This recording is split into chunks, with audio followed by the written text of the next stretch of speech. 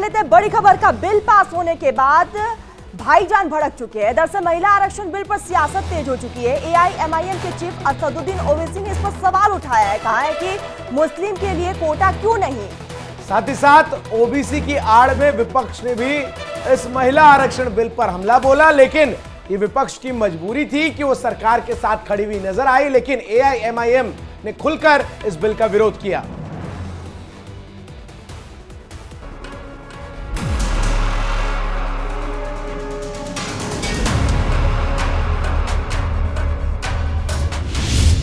महिला आरक्षण के साथ हर वर्ग धर्म का विकास। महिलाओं के लिए क्रांति, विपक्ष खोजे राजनीति। मोदी विरोध में महिलाओं से विपक्ष का बदला। महिला आरक्षण का विरोध, भाईजान का प्रयोग। बहस हुई, हंगामा हुआ, वार पलटवार भी हुआ, लेकिन महिलाओं को वंदन करने वाला बिल लोकसभा से पास भी हुआ, इतिहास भी बना और देश ने उत्सव भी मनाया। हालांकि इसके बाद भी इस बिल पर जारी राजनीति में कोई कमी नहीं आई है।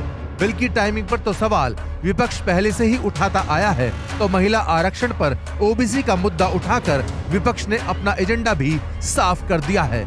मोदी भले ही महिलाओं को शक्ति देने की साधना में जुटे हों, लेकिन विपक्ष का ओबीसी वाला प्रहार नमो की शक्ति साधना में खलल डालने वाला जरूर है।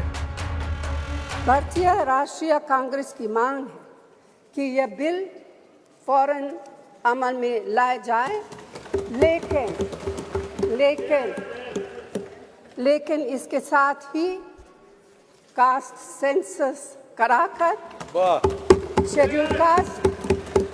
शेड्यूल ट्राइब, ओबीसीज की महिलाओं के आरक्षण की व्यवस्था की जाए। सोनिया जी ने भी बोलते हुए बातें कही कि अभी क्यों नहीं लागू कर दिया, कब से लागू कर देंगे। यह देश संविधान से चलता है। पंचायत में किस तरह से रिजर्वेशन होगा और म्युनिसिपल कॉर्पोरेशन में किस तरह से रिजर्वेशन होगा, आपने उसके लिए कभी ओबीसी की बात तो नहीं की। यदि इस आर्टिकल में यदि आपने डाला होता ओबीसी की बात, तो आप जब करिए बहुत अच्छा।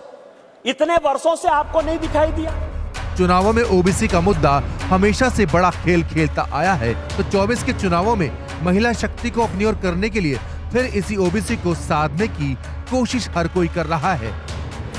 महिला बिल आज राज्यसभा में पेश किया जाएगा, लेकिन उससे पहले ही बिल पर ओबीसी एजेंडे की आड़ में सवाल जवाब का दौर भी जारी हो चुका है। नरेंद्र मोदी जी प्रधानमंत्री हैं, ओबीसी के लिए काम करते हैं। मैंने यह सवाल पूछा, मैं आपको जवाब देना चाहता हूं। हिंदुस्तान के सेक्रेटरीज 90 में से सिर्फ 3 ओबीसी से हैं। ये जो लिस्ट है, ये ओबीसी समाज का अपमान है। 90 लोग हिंदुस्तान के सेक्रेटरी हैं, उनमें से 3 लोग ओबीसी समाज के हैं।